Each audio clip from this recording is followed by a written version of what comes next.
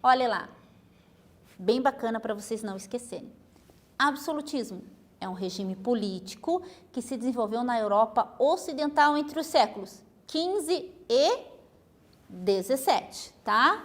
Olha lá, absolutismo teve, portanto, tempo e lugar definidos, tá? Olha lá, a professora errou, me perdoe, é século XV e século XVIII, tá? Então, olha, tempos e lugares definidos. Isso vocês não podem esquecer. Nós não podemos confundir aquelas monarquias com a monarquia que existe hoje. Por exemplo, existe monarquia na Inglaterra, né? Mas existe o parlamento lá também. Não é uma monarquia absolutista, tá? E isso é contexto da época. Combinado? Absolutismo. Durante o processo de centralização política, algumas monarquias europeias adotaram o absolutismo, regime político caracterizado por uma grande concentração de poder nas mãos dos reis. Os monarcas absolutistas podiam convocar o exército, criar e cobrar impostos, fazer leis, declarar guerra aos outros reinos. Eles podiam tudo, tá? Mas, ao contrário de que se possa parecer, o poder do rei absolutista tinha limites. Ele tinha o seu poder limitado pelos costumes da época, pela tradição e pela existência de ministros fortes. Tinha algumas coisas que o rei ou o imperador não conseguiam mudar. E uma dessas coisas era principalmente o poder da Igreja Católica, a religião, que ainda era muito forte na época. E eles tinham seus primeiros ministros, que podavam o rei em algumas leis, ou algumas opiniões, ou algumas vontades. Olha lá, entre os fatores que contribuíram para o estabelecimento do absolutismo estão, anotem no caderno. Lembra o nosso caderno de história? Bonito, caprichado? Então, vamos anotar. Isto é importante. O aperfeiçoamento da imprensa. Ah, professora, estou lembrando da aula da imprensa. Lembra a prensa de Gutenberg que a professora trouxe e mostrou para vocês como era feito, com aquelas peças de chumbo, que ajudou bastante. Os livros não eram mais feitos manualmente, agora poderiam fazer em sequências, ajudou bastante o poder dos reis. A reforma protestante, que nós estudamos bastante sobre ela, né? E a política de caça às bruxas, a Inquisição. Então, era fácil para o rei. Se o rei não gostasse de alguém, ou, digamos assim, de algumas pessoas de alguma família, era fácil. Sempre tinha uma bruxa no meio. E daí o que acontecia com as bruxas? Fogueira, Inquisição, Tribunal do Ofício. Olha lá, os reis, né, tudo ainda sobre absolutismo, tá? Os reis definiram o crime de feitiçaria como de lesa majestade, tá? Traição ao rei. E, com a justificativa, reprimiam brutalmente homens, mulheres, camponeses, claro, sempre os camponeses em sua maioria, os mais humildes, né? Olha lá, essa é uma gravura do século XVI, mostrando, olha, né, as camponesas sendo queimadas, acusação de bruxaria. As mulheres eram sempre acusadas de bruxas, tá? Olha, lembra sobre a doutrina do medo que a Igreja Católica usava muito, principalmente na Inquisição? Então, o rei se apoderou disso. Então, eles também usavam a doutrina do medo. Só que agora o que acontecia? Olha lá, ó, lesa majestade, né? Então, você era um traidor do rei. Então, de duas uma, ou você acabava na fogueira ou você acabava na guilhotina, sem cabeça. Na Europa Ocidental, o poder absoluto dos reis contrariava uma longa tradição de poderes locais exercidos pelos senhores feudais. Existiam os feudos e quem mandava eram os senhores feudais. Agora não é mais, é somente o rei.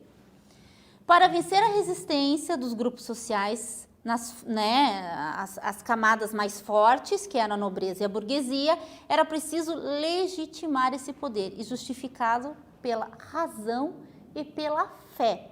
Então, eles tinham que justificar pela razão, pelo direito da razão e também pela fé, né? Porque o divino ainda era muito forte nessa época. Então vamos conhecer mais 2 amigos.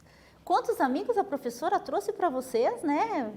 Então vamos lá. Essa tarefa ficou a cargos de importantes intelectuais estudiosos da época. Thomas Hobbes e Jacques Bossuet. Vamos conhecê-los? Vamos começar com Thomas Hobbes. Filósofo inglês, defendia a ideia de que a natureza humana era má e egoísta. Em sua principal obra, Leviatã, Hobbes afirma que só um Estado forte seria capaz de limitar a liberdade individual, impedindo a guerra de todos contra todos. Então, o indivíduo deveria dar plenos poderes ao Estado, renunciando sua liberdade para proteger sua vida, levando pela razão. O Hobbes ele defendia que o Estado deveria ser forte, não necessariamente um rei, né? O Estado, o governo central. Por quê? Para ele todo homem nascia mal, é a natureza do homem ser mal. Então, se você não tivesse um Estado que fosse forte e que te doutrinasse, te comandasse, guerras aconteceriam sucessivamente, se matariam uns aos outros, entendeu? Em praça pública, nas esquinas. Então, teria que ter um poder central comandando tudo e limitando tudo. Nesse livro, o Leviatã dele, ele explica bem como ele descreve essa teoria.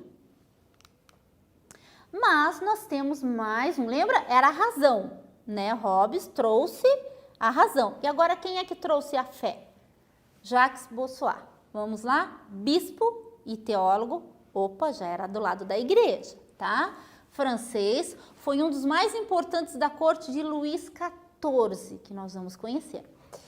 Em seu livro Política, tirada da Sagrada Escritura, ele desenvolveu a doutrina do direito divino dos reis. Olha só, aqui entra a fé, sobre o qual o poder do soberano expressa a vontade de Deus. Sendo assim, o poder monárquico era sagrado, divino, levado pela fé. Aqui entra o poder divino dos reis. O que o nosso amigo Jacques quis dizer? Que a vontade de Deus estava expressa na vontade do monarca, do rei. Hobbes era o governo, não necessariamente o rei. Agora Jacques já não, ele queria que fosse o rei.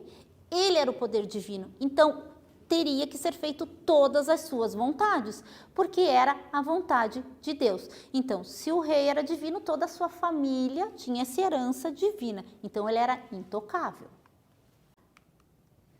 Olha, essa parte é muito interessante. Lembra que nós já falamos de um Luís na outra semana, na outra aula? Então, agora nós temos mais um Luís, que é o Luís XIV, conhecido como Rei Sol.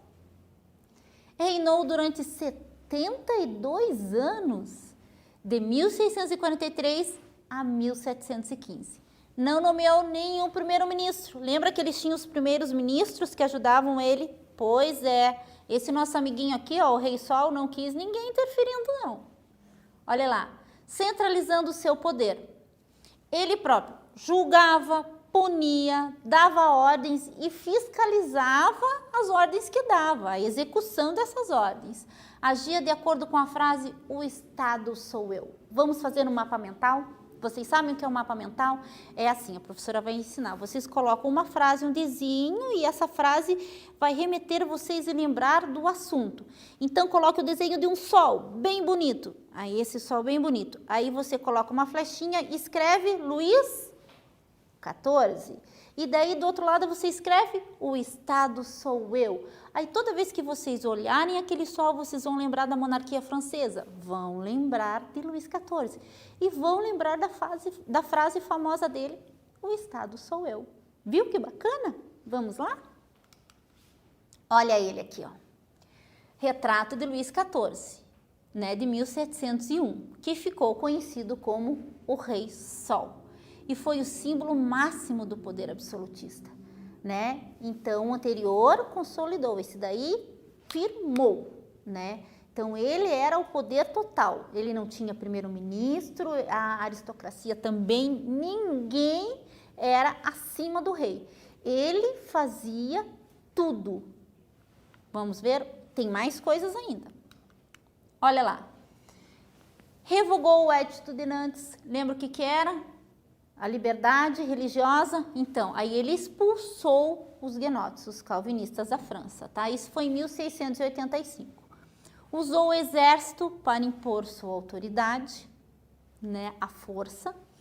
Isentou a burguesia, porque a burguesia financiava os luxos da corte, tá? O clero, porque ele precisava, claro, como ele era divino, ele precisava do apoio da igreja também. E a nobreza do pagamento dos impostos, que também faziam parte da sua corte.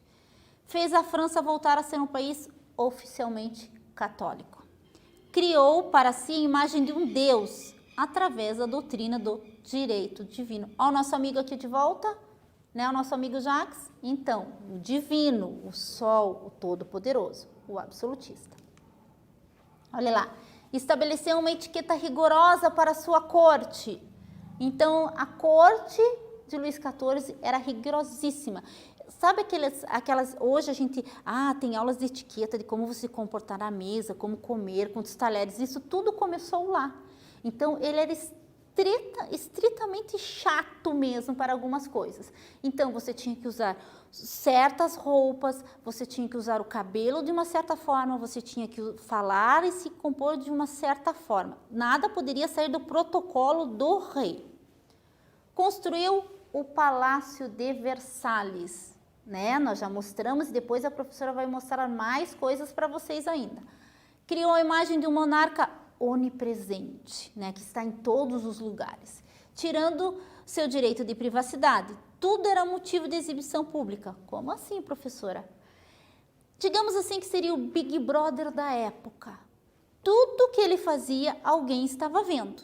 Nada, ele nem dormir, acordar, trocar de roupa, ir ao banheiro. Apesar que banheiro era algo que não existia muito naquela época, mas eu já conto para vocês a história do banheiro. Mas tudo tinha que ter alguém olhando. Ele acabou com a sua privacidade, tá? Olha lá, as moedas de ouro, né, do país tinham a sua imagem, né? Eram os luíses. Era proibido dar as costas até para o retrato do rei. Onde o rei não estava, tinha o retrato dele. E se você desse as costas, nossa, Deus o livre, não podia. Olha lá, representava que você não, né? O retrato representava o rei quando ele não estava no recinto, né? E não podia. Ó, você poderia ser até acusada de traição. E vocês sabem o que acontecia quando você era acusada de traição? Fogueira. Distribuiu pensões e cargos bem remunerados para a nobreza. Ele queria os nobres ao seu favor. Olha só que foto bonita! Olha, gente, para vocês terem ideia, galerinha, do tamanho desse palácio. Isso aqui é uma vista aérea, olha só, do palácio e de uma parte dos jardins. Olha que bacana, olha o tamanho disso aqui, bonito, né? Olha lá, aqui tem uma foto dos jardins, olha só. Então vocês imaginem o luxo e a ostentação que vivia a nobreza, que vivia a corte, que vivia o rei e a população. E os camponeses passavam fome. Olha só, quarto da rainha, nós vamos falar sobre Maria Antonieta. Esse era o quarto de Maria Antonieta. Toda essa parte dourada que vocês estão vendo é ouro. Era tudo banhado a ouro. Era fios de ouro que eram tecidos os tapetes, as cortinas, os lençóis. Olha lá, quanta obra de arte, quanto ouro, quanto cristal. Olha o luxo e a ostentação. Mas a professora tem uma coisa para contar para vocês. Lembra que eu ia comentar sobre os banheiros? Vocês sabiam que um palácio desse tamanho não tem banheiro? Não tinha banheiro? Como assim, professora, não tem banheiro? Sabe como eles faziam? Bem, tinham os jardins, né? Então, digamos que os jardins serviam como banheiro, né? O rei, ele tinha um cômodo à parte, né? Lá do lado do seu quartinho, e ali tinha uma caixinha toda almofadada, e ali ele fazia as suas necessidades. E tinha um funcionário que cuidava de retirar isso. E sabia que era um cargo muito importante você Cuidar das necessidades do rei era um cargo importantíssimo. Então, mas imagine, a higiene era péssima. Eles tomavam pouco banho, vocês sabiam? Lá era muito frio, então não existia luz elétrica, então não existia aquecimento, não existia água quente. Então você tinha que aquecer a água e colocar em tinas enormes de madeira. Até você colocar toda a água lá, a água já esfriou. Então, quando tomavam banhos, olha, uma vez por mês e olhe lá. Então vocês imaginam que, digamos assim, o cheirinho não era muito bom. Aí surgiram os perfumes franceses. Tudo era no perfume, nas roupas. Por quê? Para disfarçar o cheirinho bom. E outra coisa, vocês já viram isso daqui? Olha que bonito. Ah, professor, é um leque. Tá calor? Não. Sabe para que eles usavam isso aqui? Primeiro, se eles não tomavam banho, o cheiro não era muito bom. Então, abana o cheiro para fora. Outra coisa, inseto, mosca, mosquito, né? Então, abana todo mundo para fora. E como a higiene não era, digamos assim, a melhor parte deles, né? Os dentes não eram muito bonitos, o mau hálito, então escondia tudo, viu? Mais uma curiosidade para vocês. Vamos continuar? Olha lá, ó. Esse era um aposento à parte, dentro do palácio, para as visitas.